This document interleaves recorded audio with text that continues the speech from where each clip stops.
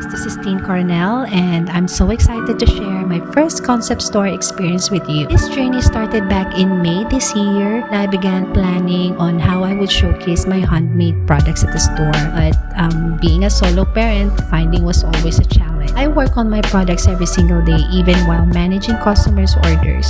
While researching, browsing through Facebook, Instagram, and YouTube, just to grow my creative community, I stumbled upon about this post about renting a shelf.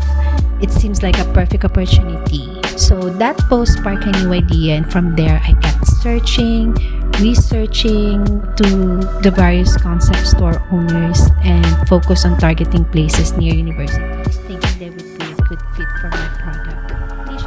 Was to launch in August, but while researching, friend advised me that setting up a display during the hometown festival was not feasible because of the high foot traffic. I knew from then it would be a challenge, but it didn't let that stop me from moving forward. So I continued planning and creating new products. Finally, after countless hours of hard work, I got to see my products displayed on shelves for the very first time.